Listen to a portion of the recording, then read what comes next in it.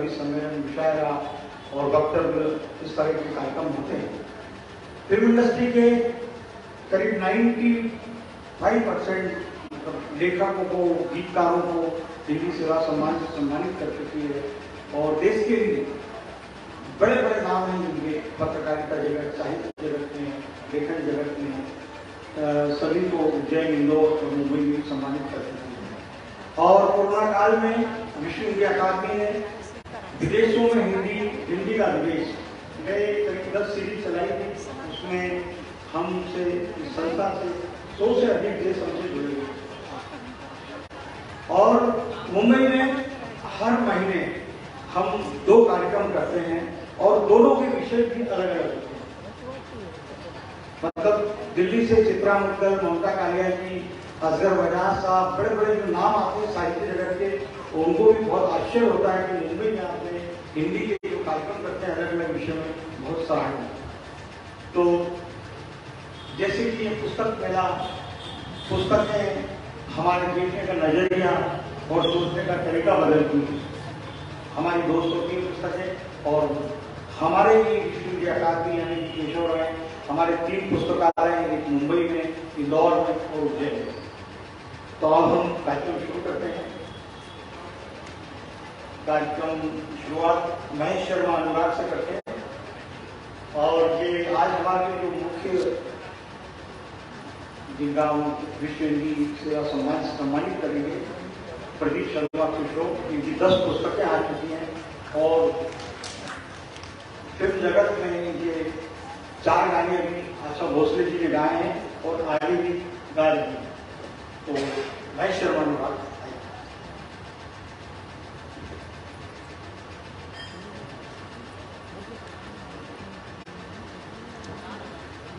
मंच पर विराजित सभी महान विभूतियों को मैं प्रणाम करता हूँ, श्रोताओं को भी प्रणाम करता हूँ। ये वृहद पुस्तक मेला मालवा लंदन समिति का आयोजन और यहाँ उपस्थित ज्ञानपति, ये त्रिवेणी संगम है। संसार की सबसे पुरानी पुस्तक है ऋग्वेद, भारत ही नहीं पूरे संसार की। आप देखिए बहुत सारे देवी देवता हैं, उनमें केवल एक भगवान ब्रह्मा ही ऐसे हैं जो अपने हाथ में वेदों की पुस्तक को धारण करते हैं। जब विद्यारण्य मुनि से ओंकार की व्याख्या पूछी गई तो उन्होंने कहा इसकी 3 मात्राएं हैं। अकार अर्थात ब्रह्मा और सृष्टि, उकार अर्थात विष्णु और पालन और मकार अर्थात शिव और संहार। भगवान विष्णु ने उनके आसपास उनके 24 अवतारों की पूजा का विधान बताया। भगवान शिव के आसपास 11 रुद्रों की पूजा का विधान बताया गया। लेकिन जब भगवान ब्रह्मा की पूजा का विधान इसी प्रकार महर्षि वेद व्यास, उन्होंने विश्व के रचा था 1 लाख अध्याय। महाभारत में 1 लाख श्लोक है, लेकिन नीति शास्त्र में 1 लाख अध्याय है। इस प्रकार ब्रह्मा जी ने उनके मानस पुत्र भृगु, वशिष्ठ, अत्रि, पुलह, पुलस्त्य, देवर्षि नारद, दक्ष इत्यादि के माध्यम से और उनकी ही प्रेरणा से धर्म ग्रंथों, स्मृतियों का प्रणयन हुआ। भगवान ब्रह्मा को इन्हीं कारण से श्रीमद् भागवत पुराण के अनुसार शब्द ब्रह्म की साक्षात प्रतिमा बताया गया है। ऋग्वेद से लेकर आज जो ये पुस्तक मेला भरा हुआ है, इसमें असंख्य ऋषियों की पुस्तकें हैं। ये सब ऋग्वेद, यजुर्वेद, सामवेद, अथर्ववेद इनके ही पुत्र हैं, इनका ही परिवार है। चाहे ऋग्वेद हो, चाहे यहाँ की पुस्तकें हों, चाहे स्कूल की पुस्तकें हों, इनसे ही विश्व का कल्याण होता है। भगवान ब्रह्मा के लिए जोरदार तालियां। धन्यवाद। विषय प्रवर्तन के लिए प्रोफेसर शैलेंद्र कुमार शर्मा।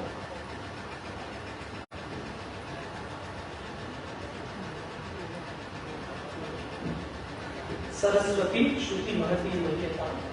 आज के इस अत्यंत समृद्ध मंच पर हमारे बीच विराजित अटल बिहारी वाजपेयी हिंदी विश्वविद्यालय के यशस्वी कुलपति सूफी विद्वान प्रोफेसर खेल सिंह दहेड़िया जी, उनके आगमन से ये दोनों ही सत्र समृद्ध हो रहे हैं। हमारे बीच मुंबई से विशेष तौर पर यहाँ पर आए, जिन्हें हम लोग इस महत्वपूर्ण अवसर पर उत्तर संस्कृति के प्रसार की दृष्टि से जिन्हें हम हिंदी सेवा सम्मान से अलंकृत करने जा रहे हैं, श्री प्रदीप शर्मा दूसरो जी, जिन्होंने 10 से अधिक पुस्तकें अमीर दूसरों एवं अन्य प्रेमाख्यान से जुड़े हुए रचनाकारों पर अभिव्यक्त की है। इस संपूर्ण आयोजन के सूत्रधार भाई श्री केशव राय जी, जो लगातार विगत लगभग 3 से अधिक दशक हो गए लगातार वे प्रयास करते हैं कि उज्जैनी की सुकीर्ति को संस्कृति, भाषा, साहित्य, जनसंचार माध्यम इन सभी के साथ जोड़ते हुए आगे बढ़े। और इस पर प्रोफेसर शैलेंद्र पारक सर पीके अरोड़ा जी हैं, श्री यूएस चावड़ा जी हैं, और अभी जिन्होंने वक्तव्य दिया श्री महेश शर्मा अग्रवाल जी हैं।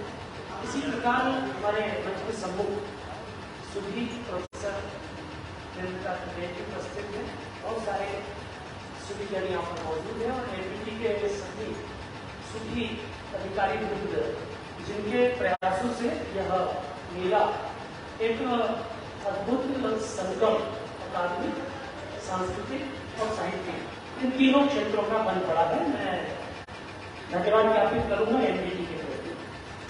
हम लोग विगत अनेक वर्षों से हिंदी का ये जो पखवाड़ा है, इसे अलग अलग सुधीजनों के साथ जोड़ते हुए प्रयासरत रहे हैं, और उनको न केवल हम लोग सुनते हैं, वरन इस अवसर पर होने वाले परिसंवाद आने वाले वर्ष के लिए भी बहुत महत्वपूर्ण प्रकाश देते हैं। हम लोगों ने इसी मंच से डॉक्टर प्रभाकर चौधरी जी को, हम लोगों ने इसी मंच से गीतकार पुष्पा भारती जी, जो कि प्रसिद्ध रचनाकार रणदेव भारती जी की जीवन संगिनी, उनको हमने सुना, वेदप्रताप बेदी जी को सुना, और बहुत सारे स्वनामधन्य विद्वान हमारे बीच आए थे। उसी के साथी में आज हम लोग प्रदीप शर्मा दूसरों जी को सम्मानित कर रहे हैं। उनके साथ हम लोग यह मंच जो है एक विषय पर केंद्रित कर रहे हैं, और जो विषय है वो हम आप सभी के जीवन से जुड़ा हुआ विषय है। वो विषय है जो प्रत्येक व्यक्ति, जो कि भारत भूमि पर ही नहीं रहता, वरन अलग अलग सभ्यताओं और संस्कृतियों से जुड़ा हुआ है, और सभी के जीवन से जुड़ा हुआ विषय है कि व्यापक दृष्टि के साथ उसका जो संबंध है, जो उसके सरोकार है, उनको लेकर के हम लोग विमर्श करें। एक व्यक्ति भावना के स्तर पर इसको स्वीकार करता है, तो दूसरा व्यक्ति साधना के स्तर पर स्वीकार करता है, और वह विषय है रहस्यवाद। जो रहस्यवादिता है वो किस तरह से जीवो ब्रह्मेव नापरः, ये जो संकेत दे दिया गया कि ब्रह्म सत्यम जगत मिथ्या जीवो ब्रह्मेव नापरः, तब यह विषय हमारे सामने एकदम प्रकट रूप में आ जाता है। तात्पर्य यह है कि इस संपूर्ण ब्रह्मांड के साथ जो हमारा रिश्ता है, उस रिश्ते को हम लोग किस प्रकार से देखते हैं। जो रहस्यवाद है वह एक भावात्मक अनुभूति के रूप में हमारे बीच में आता है। वह रचनाकार या व्यक्ति के नाते किसी गृहस्थ से लेकर के किसी सन्यासी तक सभी प्रकार के लोग हो सकते हैं। उन सभी के हृदय के अंदर जो एक अलौकिक, परम, अव्यक्त और व्यापक सत्ता है, उसके प्रति अनुराग प्रकट करने का माध्यम है।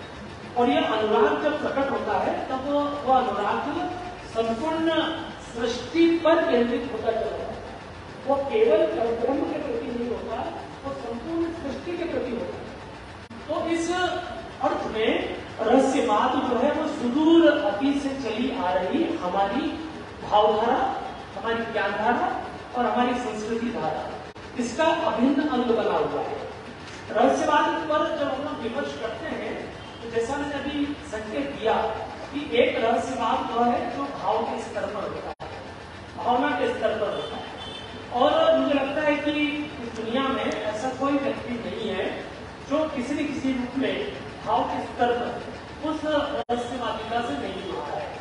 वो चाहे सामान्य रूप में हो, वो चाहे कठिनाई के दौर में हो, चाहे संघर्ष काल में हो, उसे सदैव महसूस होता है कि कोई एक ऐसी चेतना है जो हम आप सब में परिव्याप्त है और वह संपूर्ण सृष्टि को परिचालित करती है। उसके साथ हमारा जो रिश्ता बनता है वह हम लोग भावना के स्तर पर उसको अभिव्यक्त करते हैं। जो गहरे ऊंचे स्तर के जो दार्शनिक हैं, साधक हैं, वे इससे और अधिक गहराई से अनुभव करते हैं और तब रहस्यवाद का जो स्तर हमारे बीच में उपस्थित होता है वह साधनात्मक रहस्यवाद होता है। इस साधनात्मक रहस्यवाद की अनेक युक्तियों की चर्चा भारतीय दर्शन, भारतीय संस्कृति और भारतीय साहित्य में मिलती है। वाङ्मय के जितने भी अंग हैं उन सब में इन दोनों स्तरों पर, एक भावनात्मक स्तर पर रहस्यवाद और दूसरा साधनात्मक स्तर का रहस्यवाद, इन दोनों की अभिव्यक्तियां तमाम क्षेत्रों में हो रही है। यहाँ विशेष ध्यान रखने की बात यह है कि जो एक सामान्य भावक होता है वह जटिल साधनों की तरफ नहीं जाता। जिस स्थान पर हम लोग हैं, यह उज्जैनी जो है वह सुदूर अतीत से साधनात्मक रहस्यवाद की भूमि है। यहाँ पर नाथपंथी साधना निरंतर होती रही है और उसके पहले सिद्धों की भूमि रही है, जहाँ पर साधनात्मक रहस्यवाद को प्रायोगिक रूप में लेते हुए जटिल प्रकार की साधनाओं का, जटिल प्रकार के प्रयासों का विधान भी हमारे यहाँ पर किया गया। भारतीय साहित्य में रहस्यवाद की विविध आयामी अभिव्यक्तियां हुई। हम लोग जब कबीरवाणी के साथ जुड़ते हैं, हम लोग जब जायसी की रचना धर्मिता से जुड़ते हैं, हम लोग छायावाद के जो शिखरस्थ रचनाकार हैं, वो चाहे निराला हो, चाहे महादेवी वर्मा हो, चाहे पंत हो या प्रसाद हो, इन सबको जब हम लोग अंगीकार करते हैं तब रहस्यवाद के बहुत सारे आयाम हमारे बीच में उपलब्ध होते हैं। रहस्य का अर्थ यही है उस अव्यक्त और सब में परिव्याप्त चेतना के साथ संबंध को निर्धारित करना, और ऐसा करते हुए व्यक्ति अपनी उत्कृष्ट अभिलाषाओं को, अपने उत्कृष्ट स्तर के प्रेम को उसके प्रति व्यक्त करता है। और जो ज्ञानी है वो अपनी बुद्धि, तर्क और ज्ञान के द्वारा अंततः इस निष्कर्ष पर हमें पहुंचाता है, ब्रह्म सत्यम जगन मिथ्या जीवो ब्रह्मेन्द्र नात्मा। जीव का ब्रह्म के साथ में तादात्म्य है, ब्रह्म से जीव पृथक नहीं है। यह अभिव्यक्ति हमारा दार्शनिक करता है और यह एक सामान्य मनुष्य के स्तर पर भी पहुंचाई जाती है हमारे रचनाकारों के द्वारा।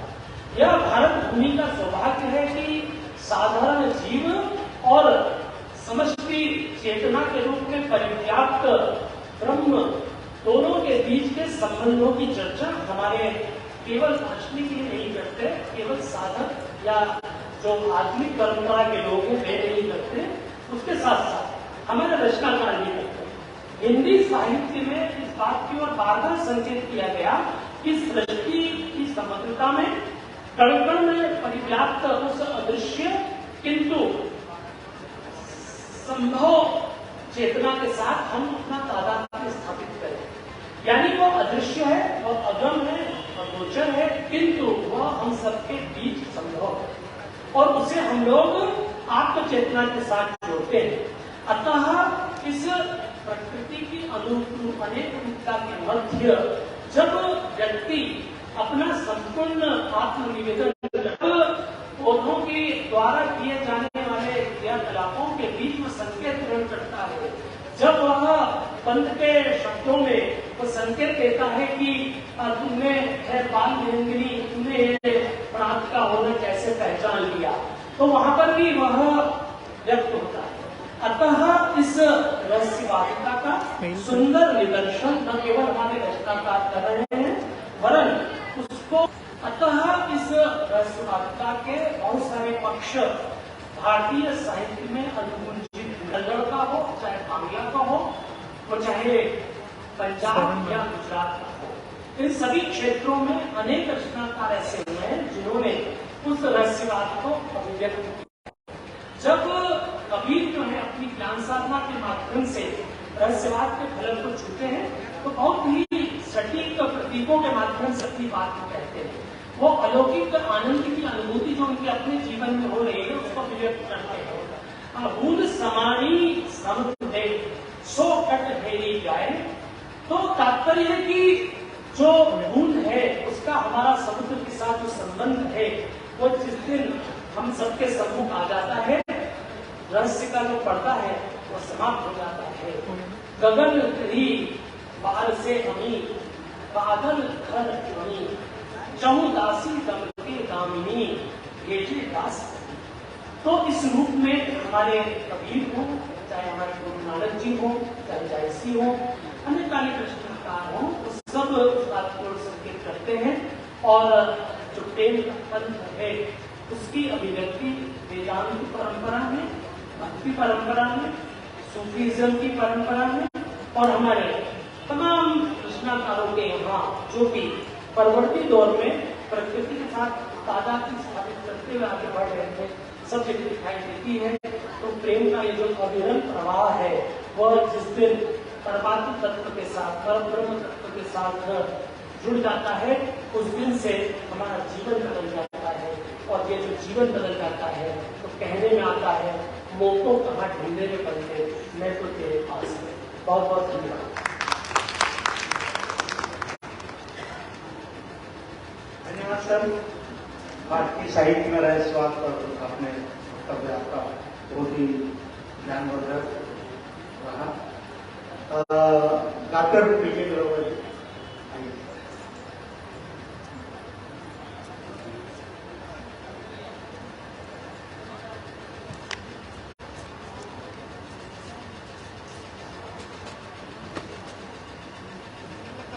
बहुत बहुत धन्यवाद केशव राय जी।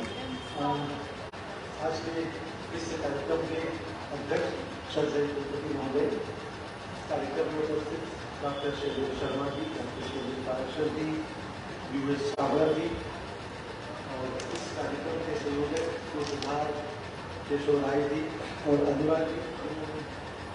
रहस्यवाद से ही इस कार्यक्रम की शुरुआत की।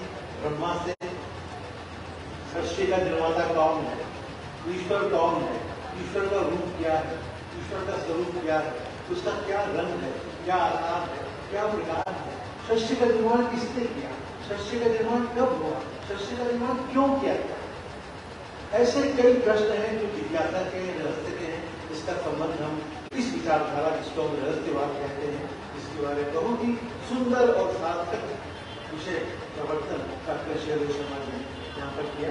मेरे समक्ष विदुषी आचार्य डॉक्टर सुखदेव मैडम बैठे हैं, उनका भी अभिवादन करता हूँ। आप सभी जगदीश शर्मा जी बैठे हैं, आचार्य हिंदी, उनका भी अभिवादन करता हूँ।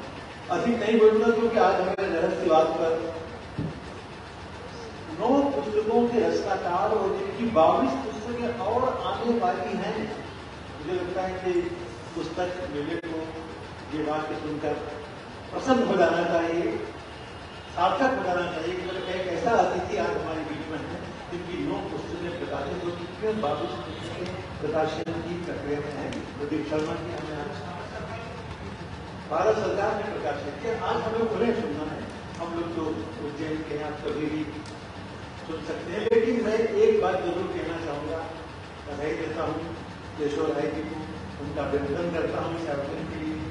पिछले 25 वर्षों से लगातार, 25 वर्ष कम नहीं होते, पिछले 25 वर्षों से लगातार वो ये कार्यक्रम कर रहे हैं। जब कोई कार्यक्रम लगातार होता है आयोजित तो वो कार्यक्रम नहीं रहता, वो एक संस्कृति बन जाता है। क्योंकि हमारे उज्जैन या मालवा की संस्कृति बन गई है। हिंदी दिवस और हिंदी से संबंधित जो आयोजन केशव राय प्रति वर्ष यहाँ पर करते हैं।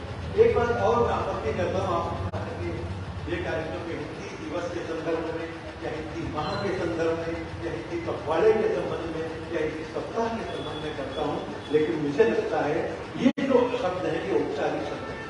इनका संबंध सरकारी विभागों से, सरकारी कंपनियों से, बैंकों से, बीमा कंपनियों से, जो वर्ष भर अपना काम अंग्रेजी में करते हैं और सितंबर माह में हिंदी को अंगीकार करते हैं। लेकिन आप तो मुंबई में हर वर्ष हर महीने 2 कार्यक्रम करते हैं, तो आपके लिए सितंबर महीने की प्रतीक्षा नहीं रहती आपको।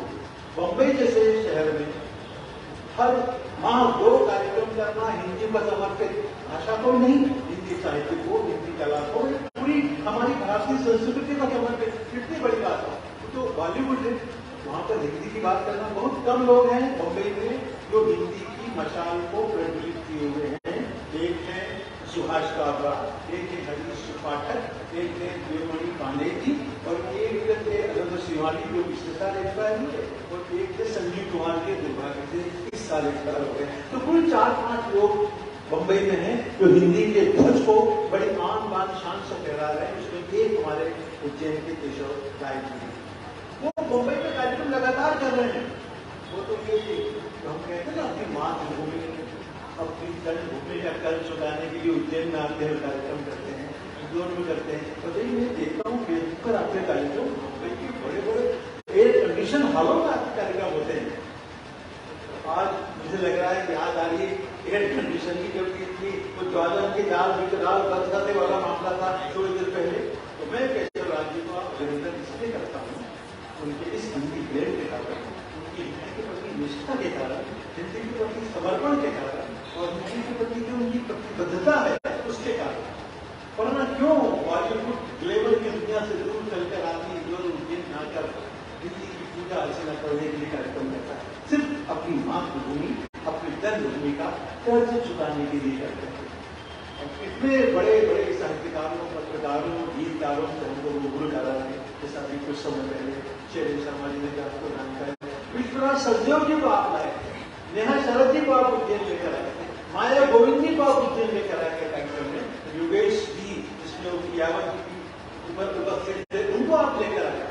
और अभी कुछ दिन पहले फेसबुक में मुझे थे, वो पता लगता है डॉक्टर प्रभाकर चौधरी कार्यक्रम में आए।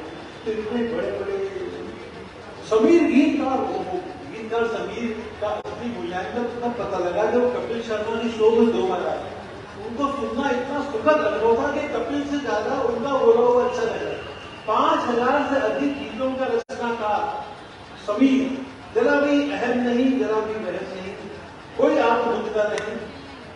केशव राय ने उज्जैन लाए थे, हिंदी सेवा सम्मान से उनको सम्मानित किया था, और आज उसी क्रम में ये सम्मानित करने जा रहे हैं प्रदीप शर्मा जी को। इस समय ने बताया रहस्यवाद जैसे एक गंभीर विषय पर, मैंने ये पढ़ा था, दर्शन और रहस्यवाद में फर्क रहता है। रहस्यवाद का संबंध भाव और भावनाओं से होता है, और दर्शन का संबंध जो है वो विचारों से होता है। रहस्यवाद, दर्शन और आध्यात्म, ये तीनों अलग अलग चीजें हैं। तो रहस्यवाद बड़ा ही महत्वपूर्ण विषय है।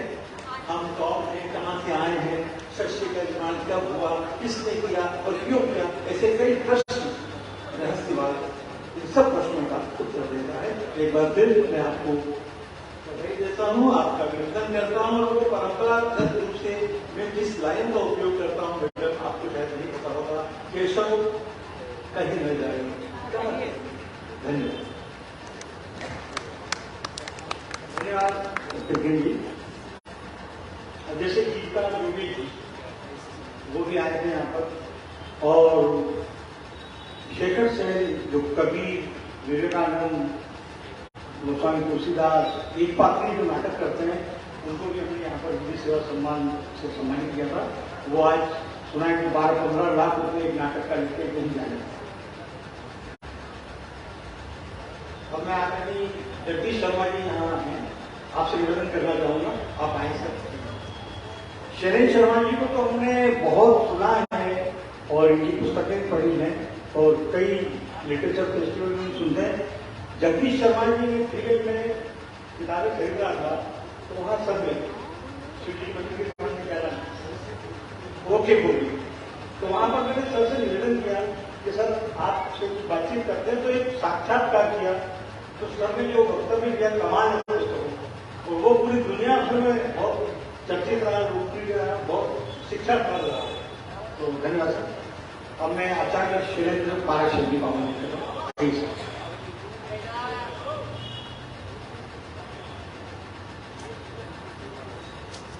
सर्वप्रथम मां सरस्वती को नमन करते हैं जो हमारे विवेक को प्रज्ञायुक्त बनाती है और ज्ञान की अनंत जिज्ञासाओं प्रश्नों के पर्दों को परत दर परत खोलती है। ऐसे माँ सरस्वती के वरदान स्वरूप इस पुस्तक मेले में जो राष्ट्रीय न्यास मेला NVT द्वारा यहाँ आयोजित किया गया है, इसमें आज के हमारे माननीय कुलपति जी प्रोफेसर धन सिंह जहरिया जी उपस्थित हैं और वो इस सत्र की गरिमा में अध्यक्षता कर रहे हैं। प्रोफेसर शैलेश शर्मा जी ने जो हिंदी के विभाग अध्यक्ष, अच्छे आलोचक और इन दिनों लगातार रहस्य और रहस्य के परे और रहस्यमय तरीके से जो अनेक चीजों की खोज में लगे हुए हैं, उन्होंने विषय प्रकट किया। देव मंचासी में हमारे बीच यहाँ पर विकेंद्र अरोड़ा जी हैं जो बहुत अच्छे डायरेक्टर हैं, अनुराग शर्मा जी हैं हमारे बीच हिंदी के आचार्य और बहुत अच्छे पाठक और गहरे पाठक जो के पढ़ते हैं, समझते हैं और बच्चों के प्रति समझ देते हैं। इससे प्रोफेसर जगदीश शर्मा जी और हमारे कामरेड छाबड़ा जी और मंचासी सभी विभूतियों के सामने आज हमारी प्रेरणा बैठे हैं प्रोफेसर चरिंद्र चुटेल मैडम जो विभाग अध्यक्ष माफी बैठे, बहुत प्यारे बच्चे और सारे लोग यहाँ पर अच्छे सिटीजन बैठे हैं। और जरूरी नहीं कि ये मंच की कुर्सियाँ पर भी हों, ये जो इलेक्ट्रॉनिक मीडिया है और बहुत सारी आवाज़ है और मनुष्य ने जब से जमीन पर जन्म लिया है तब से और जब तक वो रहेगा तब तक रहस्यवाद की पर्दे खोलना उसकी जिज्ञासा का परिचय है। तो बहुत अच्छी गोष्ठी केशव राय जी ने जो यहाँ पर आज आयोजित की है और उसमें प्रदीप शर्मा जी जो स्वयं तकल्लुस खुसरो लगाते हैं, खुसरो में डूब गए हैं, खुसरो की आत्मा के शब्दों में डूब गए हैं, लगातार बड़ी गहराई से मध्यकालीन युग के खुसरो जी पर जरूरत है। बहुत संक्षिप्त में मैं अपनी बात कहूँगा क्योंकि हमारे दीदी वक्ता को मुझे सुनना है। और सबसे पहले तो मैं धन्यवाद देना चाहूँगा केशव राय को। 3 दशकों से मैं उनसे जुड़ा हूँ, विभिन्न आयोजनों के माध्यम से मैंने उनकी गतिविधियाँ देखी। वे इवेंट मैनेजमेंट और बड़े अतिथियों को उज्जैन में लाते हैं और माधव कॉलेज में भी जब आशुतोष विभाग को लाए थे तब संचालन मैंने भी किया था विभाग में। तो तब से आज तक मैंने उन्हें देखा है, वो भी एक रहस्यवादी व्यक्ति के रूप में मेरे सामने नजर आते हैं। कितने मैनेजमेंट करना, बम्बई के अंदर कितने काम करना और बॉलीवुड की दुनिया से इवेंट मैनेजमेंट को छोड़ करके हिंदी में प्रवेश करना विषय नहीं है, लेकिन उनकी दोनों संस्थाएं मानव रंजन समिति और मुंबई विश्व अकादमी दोनों हिंदी के प्रति समर्पित और पिछले 3 दशकों से हिंदी में उन्होंने इतना काम किया है कि कई पैसे मिलने वाली संस्थाएं, बहुत सारे हिंदी के नाम पर जीविकोपार्जन करने वाले लोग और अनेक संस्थाएं नहीं कर पा रही हैं जो केशव कर रहे हैं। केशव जी हिंदी के प्रति समर्पित हैं, विश्व भर में वे अपने हिंदी अर्जन कर रहे हैं, सम्मानित कर रहे हैं उन पूर्ण रचनाकारों को जो 10 महाग्रंथ लिखकर डूबे हुए हैं। अभी मैंने 5-10 मिनट प्रदीप शर्मा जी से बातचीत की तो मैं घायल हो गया उनके, क्योंकि रसपात की पर्दे चल चुकी हैं जब अंदर है तो वो बहुत अच्छा आयोजन कर रहे हैं, मैं उनको धन्यवाद देना चाहूँगा। विषय के संदर्भ में तो विषय प्रवर्तन शैलेश शर्मा जी ने कर दिया है और हमारे मुख्य अतिथि वक्ता को सुनना हमारा धर्म है। हम ऐसी सांस्कृतिक नगरी में रह रहे हैं जहाँ स्वयं भंडारी ने नीति शतक, श्रृंगार शतक और वैराग्य शतक की रचना की। ये कालिदास अकादमी में कालिदास ने अपने अमर ग्रंथों का महाप्रयाण किया। चांदीगढ़ी का गुरुकुल रहा, 16 विद्याएं और 64 कलाएं ललित कलाओं से विभूषित हैं। तो ये नगरी में आपका आगमन बहुत अच्छा आगमन है। विषय के मामले में सिर्फ इतना कहूँगा, 1 लाइन में 2 लाइन में मैं अपनी बात कहूँगा प्रवर्तन की बात कि मनुष्य ने जब जन्म लिया तब उसकी जिज्ञासाएं के साथ उसका जन्म हुआ।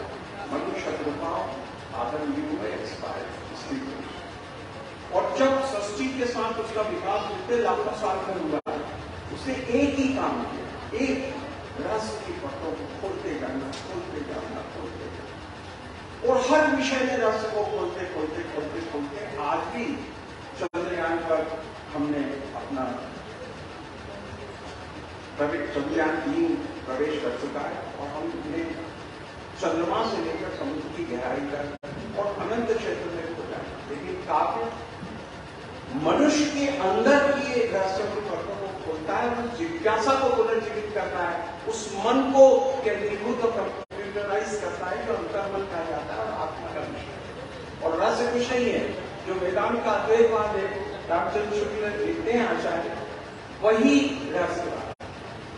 और रहस्यवाद के बारे में महादेवी ने भी लिखा है कि ये जो रहस्यवाद है, ये प्रकृति और पुरुष के बीच में भी जो लेखन किया गया, मध्यकाल में जो भी लेखन किया गया है, आध्यात्मिकता को लेकर, भावात्मकता को लेकर, जीवन के दर्शन को लेकर और अपने आप को जानने को लेकर, वो रहस्यवाद है।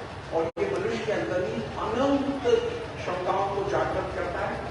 ये कालिदास ने जिस जगह के कीर्तन और आख्यान कहते हैं, लेखक कहते हैं कि जिस जगह पे खड़ा था उसी को काट के, और ये वो ऐसा कालिदास बन गया कि शेक्सपियर से बड़ा रहस्य के पत्रों को आकाश से देखता है और पूरा मेघदूत एक यक्ष के माध्यम से बादलों को संदेश बनाकर पूरी प्रकृति का चित्रण, प्रकृति और पुरुष का संबंध, ब्रह्म और ब्रह्मात्मा का संबंध, आत्मा और परमात्मा का संबंध, इसमें जो भी द्वैत और अद्वैत की रहस्य की पत्रों को बोलता है, चाहे वो कबीर हो, कबीर ने केवल बासी शब्द और अमीर नहीं लिखी, बल्कि रहस्यवाद की कुंडलिनी जाकर से लेकर पीड़ा पिंगला और आध्यात्मिकता की पूरी की पूरे दर्शन जो मानवीय रहस्यों को खोलने में सहायक बनते हैं, जो मानव को महामानव बनाते हैं, नर से नारायण बनाते हैं, स्त्री से देवी बनाते हैं, वो शक्ति रहस्यवाद के निकल की है। और ललित कलाओं ने निश्चित रूप से काव्य ने इसमें बहुत महत्वपूर्ण भूमिका अपनाई है। और थर्ड आई, और जो हम सोशियोलॉजी में भी पढ़ रहे हैं, राइजिंग सोशियोलॉजी, चेतना का विकास, वो रहस्यवाद है। और ये विकास ललित कलाओं में, काव्य में, चित्रण में जो भी भावनात्मक अनुभूतियां और अनुभव होते हैं थर्ड डायमेंशन से, वो अभी तक दूसरों से मेरे वक्ता इससे प्रतिपादन करेंगे। मैं आपको प्रणाम करता हूँ, केशव को प्रणाम करता हूँ कि शुरू से वो हम लोगों को साथ रखते हैं और चूंकि वो अपने मंच पर इतने अच्छा आयोजन करते हैं, तो हम सब उज्जैन के लोग उनके साथ हर स्तर पर जुड़े रहने की कोशिश करते हैं। क्योंकि शेखर सेन का जो नाम लिया, पूरा कबीर के मंचन में सुमन जी ने जो बातें कही थी और सुमन जी जो उपदेश में आ गए थे, और हमने भी देखा कि एक व्यक्ति ने कबीर कैसा होगा, वो उनके गायन से, उनके वाचन से एक आदमी अकेला, और वो बस अपने उसमें झूले में से लेखक भी कर देता है, और आप देखिए 350 से ज्यादा करोड़ों रुपए के परफॉर्मेंस उस अकेले आदमी ने अपने रहस्यवाद को, अपने अंदर की शक्ति को खोलकर विवेकानंद जी बने, तुलसी जी बने, अनेक रूपों में उसको ऐसा मूव कर देते कि वो उनको लगता है कि काश कबीर ऐसे होते। इसलिए कबीरा मन निर्मल भया जैसे गंगा नी, अच्छे बातें कबीर कबीर।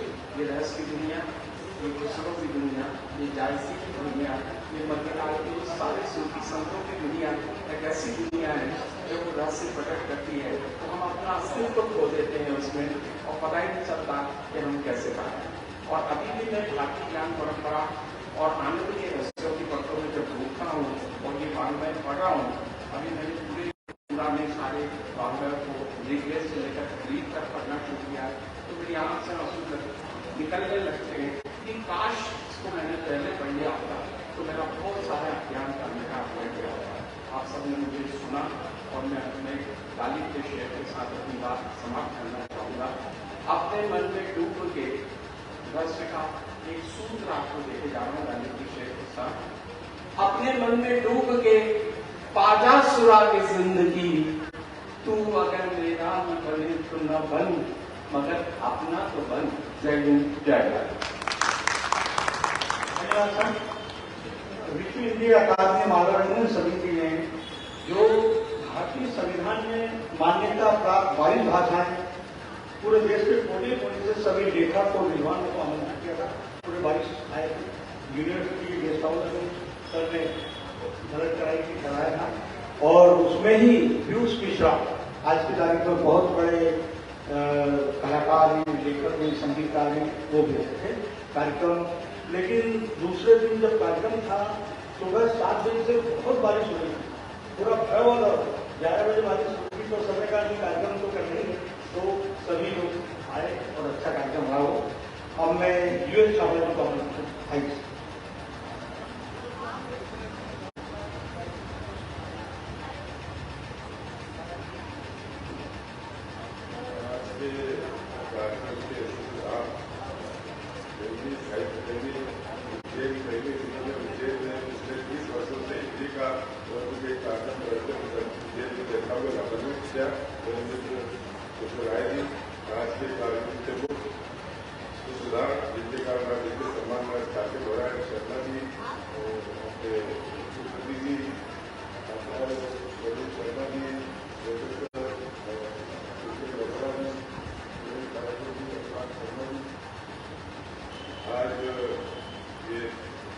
जो विषय है बड़ा कठिन विषय है हमारे लिए, क्योंकि हम इससे थोड़ा सा अलग ही रहते हैं, तब बोलना पड़ेगा।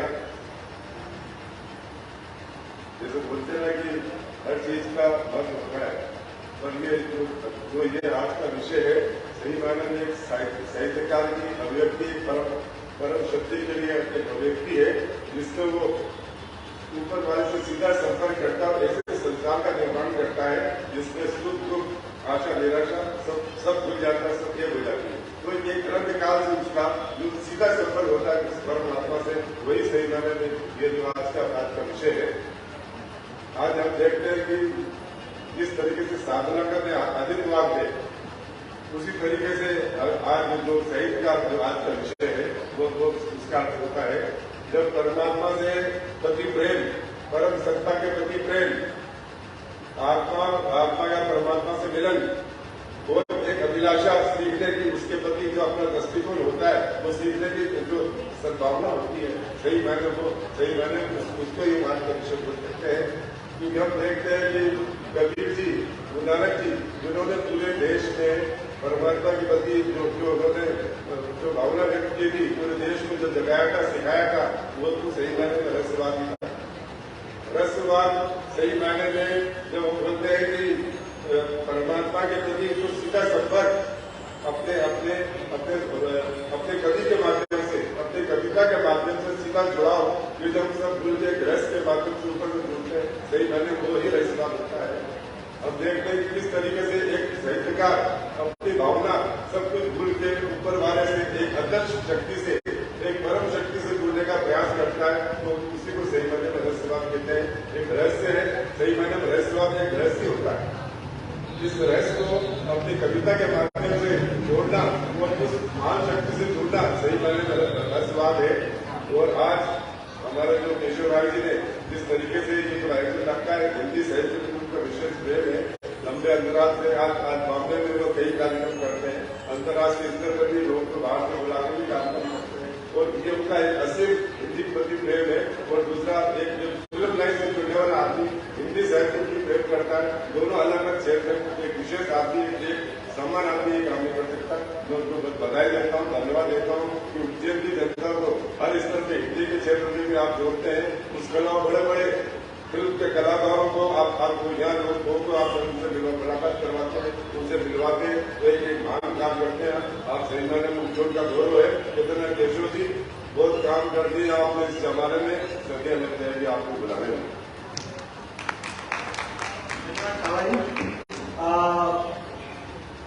वेद प्रताप बेदी जी, अदनान नागर जी और निदा कलकत्ता अकादमी में आए थे हिंदी कार्यक्रम। वेद प्रताप बेदी जी मुंबई के कार्यक्रम में हिंदी विश्वविद्यालय भोपाल के बारे में बहुत चर्चा करते थे और हमें भी गर्व होता था। उनकी जो पुस्तकें आई हैं सर, हमने करीब 15-20 हजार पुस्तकें मंगवाई हैं। वो आपके भोपाल विश्वविद्यालय की लाइब्रेरी बच्चे पढ़ रहे हैं। हमारे हर कार्यक्रम में 14 सितंबर को बढ़ती है, तो मैंने ये किया तो बेटी भी कहा करते थे कि कब चले जाएंगे आप लोग, हिंदी की सेवा, हिंदी बातें पता चलेंगे, ऐसा कैसे आ रही है शब्द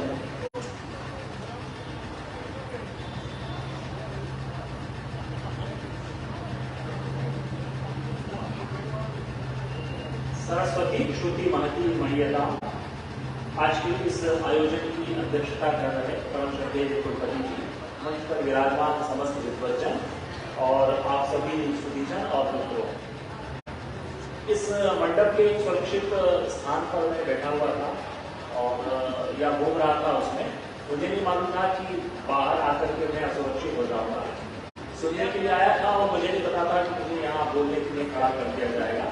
और विषय भी जो अभी वक्ताओं ने कहा तो पता चला कि भारतीय साहित्य में रहस्यवाद की अवधारणा को लेकर शायद ये बातें यहाँ पर कही जा रही हैं और मुझे भी शायद उससे मिलता जुलता ही कुछ कहना चाहिए।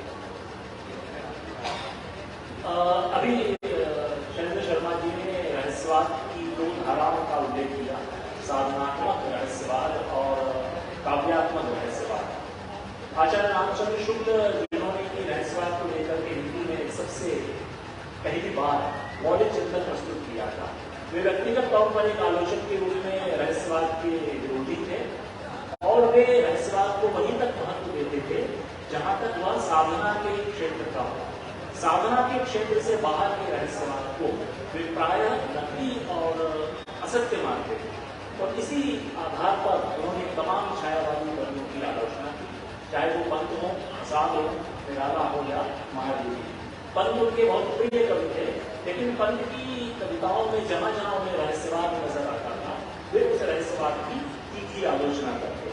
तो स्पष्ट है कि आचार्य रामचंद्र शुक्ल साधनात्मक रहस्यवाद को ही वास्तविक रहस्यवाद मानते थे और बाकी सारा जो रहस्यवाद है उसको वे अधिक से अधिक एक प्रकार की रहस्यात्मक काव्यानुभूति तक ही सीमित रखना चाहते हैं। हिंदी में 2 या 3 किताबें ऐसी प्राप्त होती हैं जिसमें रहस्यवाद को लेकर के बहुत व्यापक चिंतन प्रस्तुत किया गया। उनमें से 2 किताबें बड़ी महत्वपूर्ण हैं। एक आचार्य परशुराम चतुर्वेदी की पुस्तक है और दूसरी पुस्तक आचार्य रामदेव की त्रिपाठी।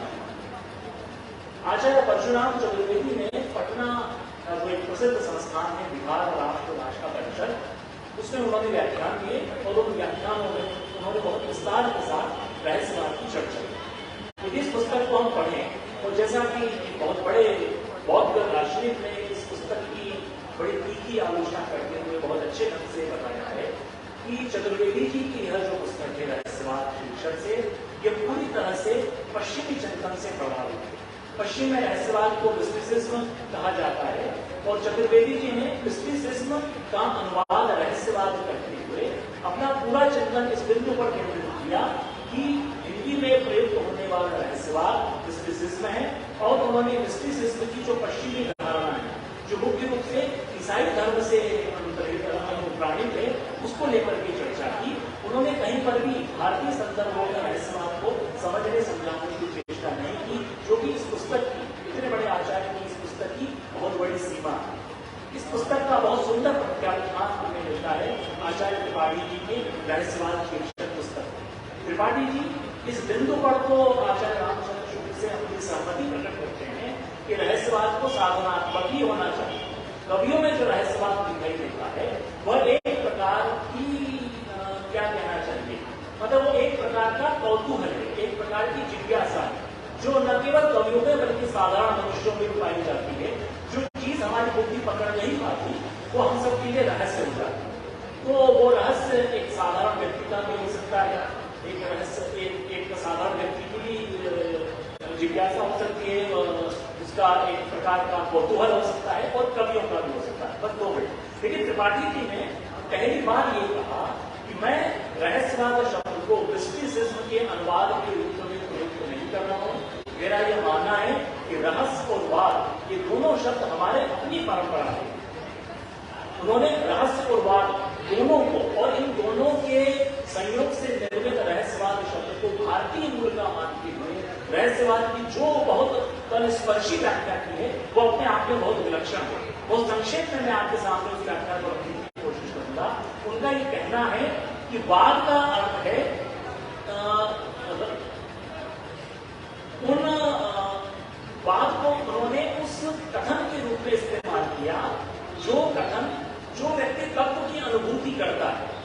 उनका यह कहना है कि भारतीय संदर्भों में रहस्यवाद का संबंध तत्वानुभूति से अर्थात वे लोग जो तत्व की अनुभूति करते हैं, जो ईश्वर का साक्षात्कार करते हैं, ब्रह्म का या परमेश्वर का साक्षात्कार करते हैं, ऐसे जो अनुभूति प्रणव व्यक्ति है, वो जब अपने उस रहस्यानुभूति को किसी काव्य के माध्यम से, किसी सिद्धांत के माध्यम से या किन्हीं अटपटी शब्दावलियों के माध्यम से व्यक्त करता है, तब कहीं जाकर के रहस्यवाद का अर्थ हमारे सामने खुलता है। इस तरह से त्रिपाठी जी पश्चिमी चिंतन का भी प्रत्याख्यान करते हैं और उनका अनुसरण करते हुए जो भारतीय चिंतक है, जो रहस्यवाद को एक अलग ढंग से देखते हैं, उसका भी वे विरोध करते हैं और इस तरह से वो रहस्यवाद को भारतीय भूमि पर प्रतिष्ठित करते हैं।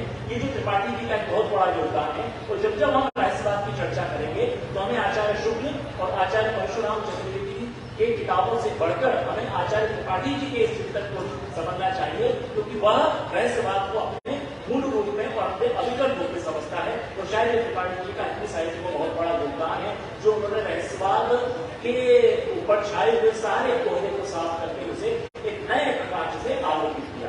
आपने मुझे समय दिया, बहुत बहुत धन्यवाद सर। विश्व हिंदी अकादमी मुंबई में फिल्म कलाकारों से भी अक्सर ये बात करती है कि आपको फिल्मों ने पैसा दिया, प्रसिद्धि दी, सब कुछ दिया, उसके बाद भी वो हिंदी में स्क्रिप्ट नहीं मानते, मतलब रोमन में स्क्रिप्ट मानते हैं, देवनागरी में नहीं मानते। कुछ कलाकार हैं, अमिताभ बच्चन, आशुतोष राणा वगैरह, ये रोमन देवनागरी में ही मानते हैं। हाल ही में पंकज त्रिपाठी, नवाजुद्दीन सिद्दीकी, ये भी अभी देवनागरी में स्क्रिप्ट मानते हैं। ये हम बार बार फिल्म इंडस्ट्री में कलाकारों से बात कहते हैं और राइटरों से भी कहते हैं। अब मैं हमारे आज के जो वक्ता हैं प्रदीप शर्मा खुसरो, उनको आमंत्रित कर रहा हूं। और प्रदीप शर्मा खुसरो को इसलिए हमने आमंत्रित किया कि जो अमीर खुसरो हैं, खड़ी बोली हिंदी के लिए उन्होंने शुरुआत की, इसलिए हम उनको निश्चित रूप से उनको सुनना करते हैं। आइए, सम्मान की साथ में होगा, ट्रॉफी और दोनों के साथ। नमस्कार।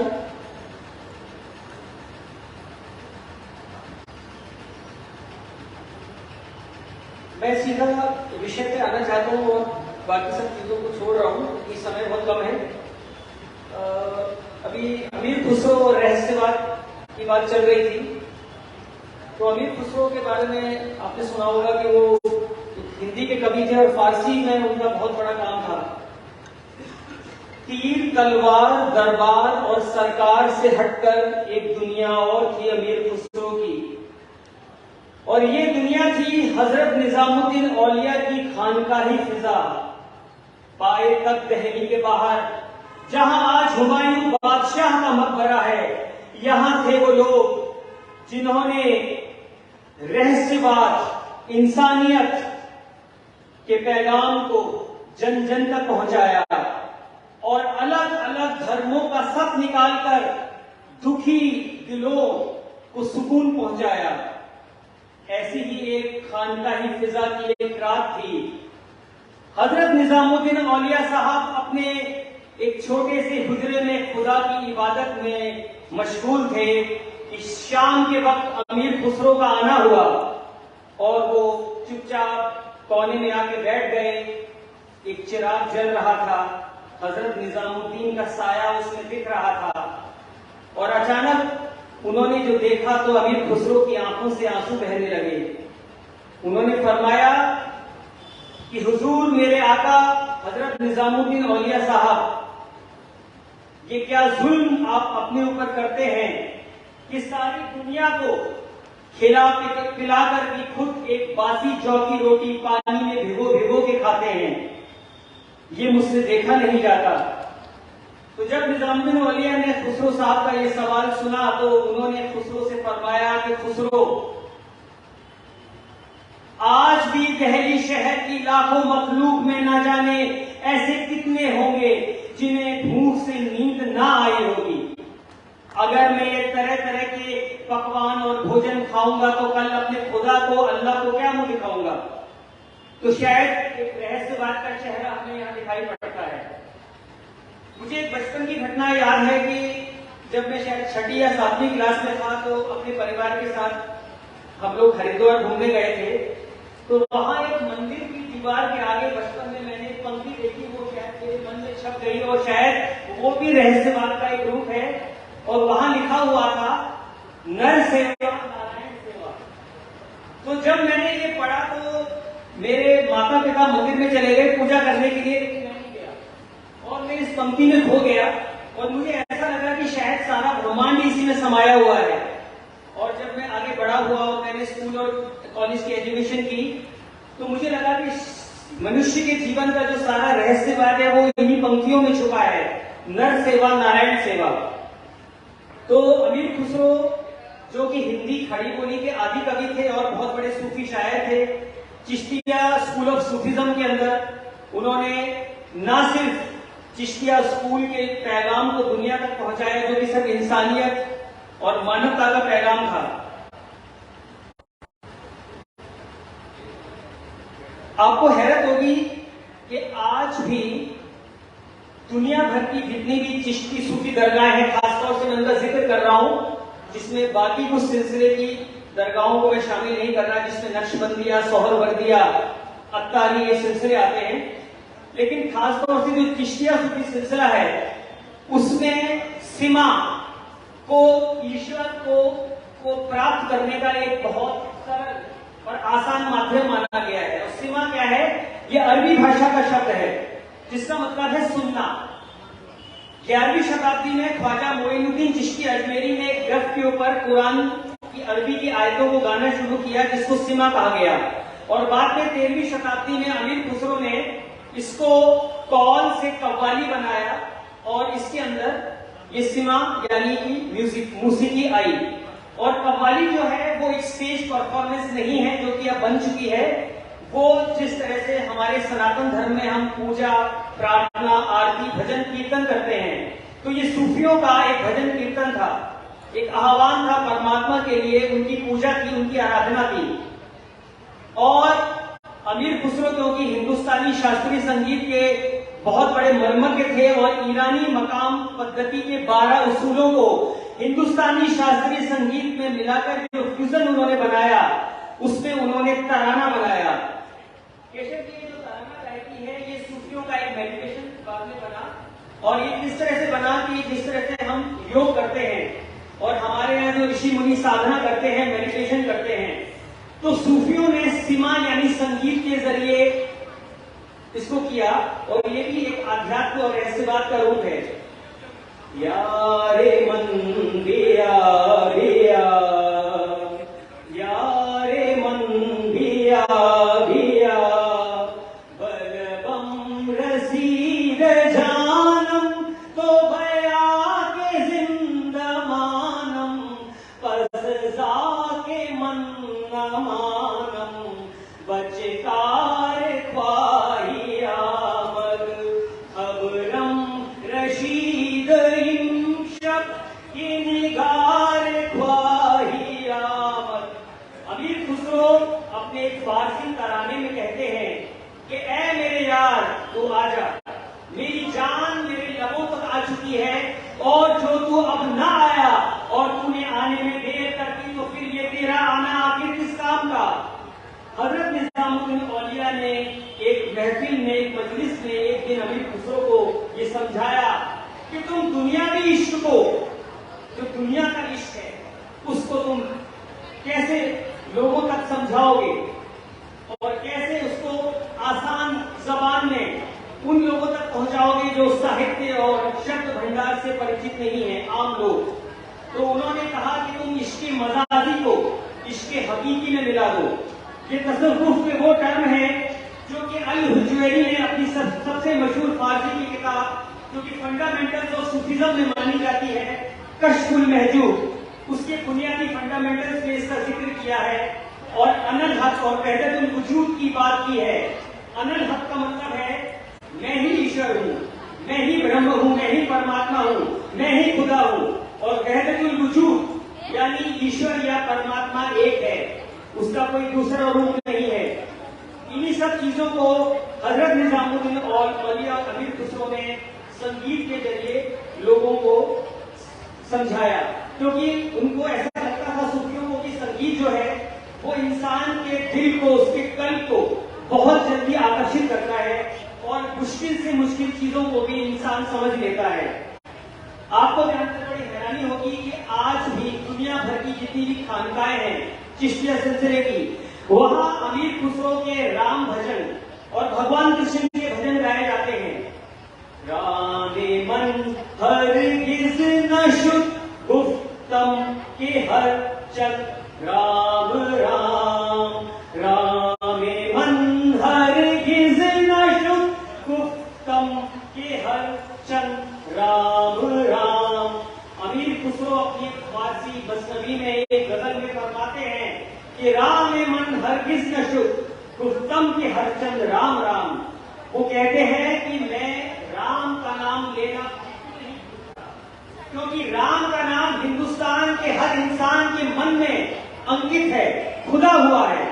और इसी तरह से भगवान कृष्ण की तारीफ करते हुए अमीर खुसरो अपने हिंदी ग्रंथ हालाते कन्हैया में कहते हैं, मन के पंछी भय बावरे कैसी बीन बजाई सांवरे, तार तार की तान निराली झूम रही सब बन की डाली, पीर निजामुद्दीन बीन बजावे खुसरो सब मिल गावे। अमीर खुसरो ने जिस मानवता का, जिस स्पिरिचुअलिटी का जिक्र अपनी किताबों में किया है, उसके बारे में सबसे जो महत्वपूर्ण बात यह है कि जब हम कबीर से उनकी तुलना करते हैं तो कबीर को हम कटाक्ष करते हुए देखते हैं और वो क्रिटिसिज्म की तरफ बढ़ जाते हैं, लेकिन अमीर खुसरो ने इश्क और मोहब्बत का रास्ता अपनाया है और हिंदुस्तानी नारी को, भारतीय नारियों की उनकी जो वालदा थी माया देवी, वो राजस्थान के राजपूत परिवार से संबंधित थी, उनका नाम था माया देवी। और अमीर खुसरो ने अपनी मां माया देवी को समर्पित की एक मसनवी जिसका नाम है मसनवी दर सिफत दहली। उसमें अमीर खुसरो हिंदुस्तान की नारी की तारीफ करते हुए कहते हैं और ये कहते हैं कि अगर तुमने सच्चा इश्क और मोहब्बत सीखनी है तो हिंदुस्तानी औरत से सीखो। और वो क्या कहते हैं, अमीर खुसरो फरमाते हैं, खुसरो ऐसी पीट कर जैसे हिंदू जोए, खुसरो ऐसी पीट कर जैसे हिंदू जोए, पूत पराए कारने जन जन कोयला हुए। आप में से जो पुरानी हिंदी समझते हैं वो शायद स्टोरी का अर्थ समझते होंगे, लेकिन फिर भी मैं समझा देता हूं कि अमीर खुसरो कहते हैं कि अगर तुमने सच्चा इश्क और मोहब्बत करनी है तो हिंदुस्तानी औरत से वो मोहब्बत करना सीखो जो पराए पूत के लिए अपनी जान दे देती है। यहाँ अमीर खुसरो सती प्रथा और जौहर प्रथा की तरफ इशारा करते हैं और शायद वो पहले हिंदी के ऐसे कवि हैं जिन्होंने सती प्रथा और जौहर प्रथा, जबकि ये एक क्रिटिसिज्म इसको किया गया और इस प्रथा को बाद में राजा राममोहन रॉय ने उसको बंद कराया गया, लेकिन अमीर खुसरो ने इसका एक दूसरा पहलू निकाला और उन्होंने कहा कि देखो ये हिंदुस्तानी औरत जो है उसका जज्बा देखो कितना गहरा है कि वो अपनी पति के लिए जो कि मर चुका है उसके लिए अपनी जान कुर्बान कर देती है। और इस तरह से अमीर खुसरो ने इस मसनवी में दिल्ली शहर और दिल्ली में रहने वाले अलग अलग जो लोग हैं, अलग अलग जातियों के लोग, धर्मों के लोग, उनके बारे में लिखा है।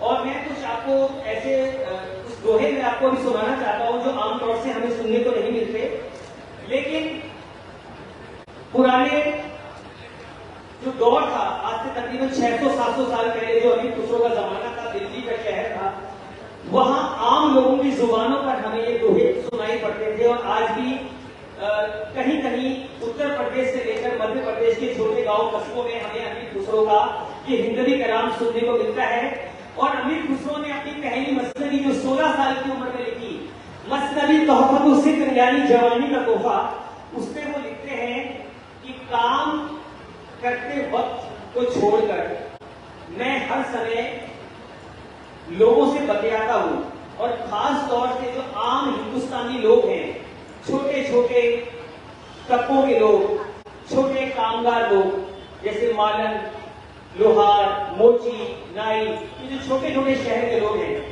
इनसे मैं अपनी जिंदगी और उनकी जिंदगी के बारे में गुफ्तगू करता हूं। और अगर मेरे पास कोई बगीचा होता तो उसमें मैं फूलों की जगह, कुंजों की जगह इन भोले भाले भारतीय लोगों को बसा देता। पूजा करता, क्योंकि यही मेरी प्रेरणा है, यही लोग मेरी शक्ति है, और इसी के दम से मेरा भारत एक है कि यहाँ एक ऐसा गुलदस्ता है जहाँ भांति भांति के धर्मों और मजहबों के लोग रहते हैं। तो अमीर खुसरो कहते हैं कि खुसरो ऐसी भक्ति कर कि जान सके न कोई, जैसे मेहंदी पाक में रंग रही गत्तोए, रैनी चढ़ी रसूल की सो रंग मौला के हाथ, जाके कपड़े रंग दियो सो धन धन वाके भाग, नदी किनारे मैं खड़ी सो पानी झिलमिल होए, पी गोरे मैं सांवरी फिर किस बिन मिलना होए, रैन बिना चंद्र दुखी और रैन बिना चंद्र दुखी और दुखी चंद्र बिन रैन, तुम बिन साजन मैं दुखी और दुखी गरज बिन रैन। हमारे हिंदी के बहुत मशहूर साहित्यकार हुए हैं रामधारी सिंह दिनकर, जिन्होंने हिंदी साहित्य के इतिहास को एक नए प्रारूप में लिखा, और वो फरमाते हैं कि आदिकाल में जिस अमीर खुसरो से हम शुरू करते हैं, उनका जो एक दोहा है, गोरी सोवे सेज पर मुख पर डाले केस, चल खुसरो धर आपने रैन भई जमुदेश। यही एक दोहा उनको हिंदुस्तानी साहित्य में अमर करने के लिए पर्याप्त है। और मैं अपनी बात अमीर खुसरो की एक ऐसी गजल से करना चाहता हूं जिसने रेखता शायरी को जन्म दिया, और बाद में इसी रेखता शायरी से उर्दू ज़बान और अदब की बुनियाद पड़ी, और बाद में मिर्जा गालिब के उस्ताद मीर तकी मीर को निकातुल शोरा में ये कहने के लिए मजबूर होना पड़ा कि रेखता शायरी यानी उर्दू ज़बानों अदब का कोई मूजिब है तो वो बुजुर्गाने शायर अमीर खुसरो है, और उन्होंने अमीर खुसरो की ऐसी रुबाइयां निकातुल शोरा में उदाहरण के तौर पे पेश की हैं, जो कि फारसी और हिंदी मिश्रित हैं। मिसाल के तौर पर जरगर किसरे चू महापारा, कुछ गड़िए सवारी पुकारा, लगते दिले मन रबू तो विश्वस, न आखिर कुछ गड़ा न कुछ सवारा, जिहाल मिस्की मकुल का गाफुल, दुराए नैना बनाए बतियां, किताब हिजरा दराज चू जुल्फ रोज बतलत, चू उम्र को कहा सखी प्रिया को जो मैं न देखूं तो कैसे काटूं अंधेरी रतियां, चू शम्मा सोजा चू जर्रा हैरान कि दाद मारा फरेब खुसरो। शुक्रिया।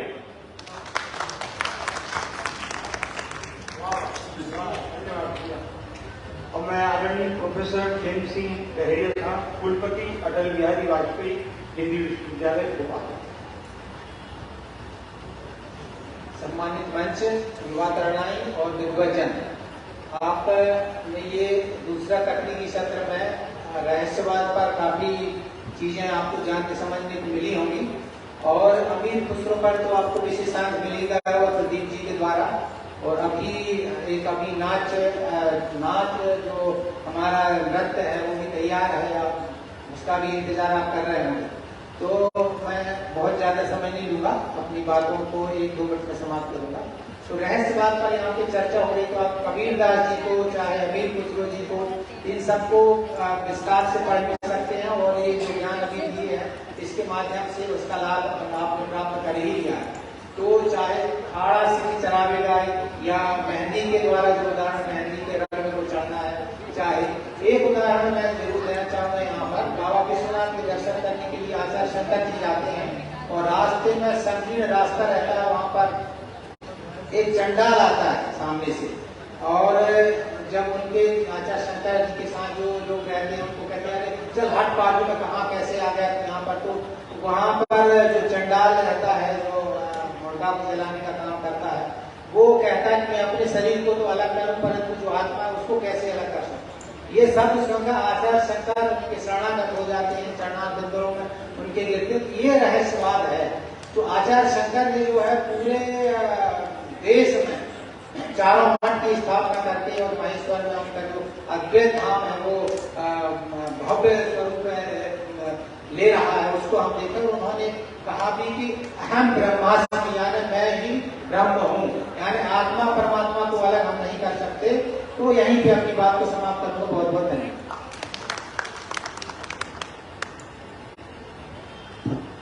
धन्यवाद सर। एनबीटी की तरफ से कंचन मैडम या आकांक्षा जी।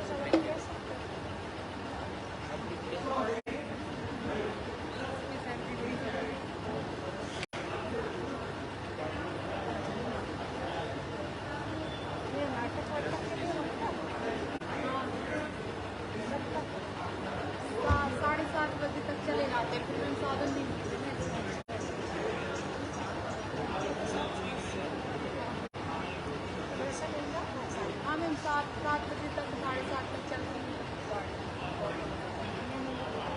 नहीं अभी तक तो मिल ही गई है।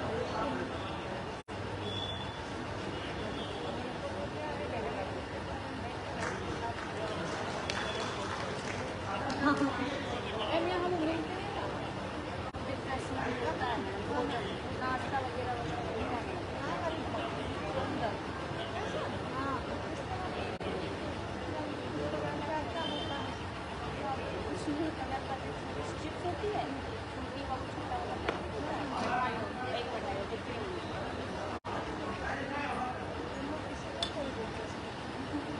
मालवाड़ा मंच समिति और विश्व हिंदी अकादमी द्वारा कार्यक्रम में आए, उसके लिए हमारी बहुत बहुत शुभकामनाएं।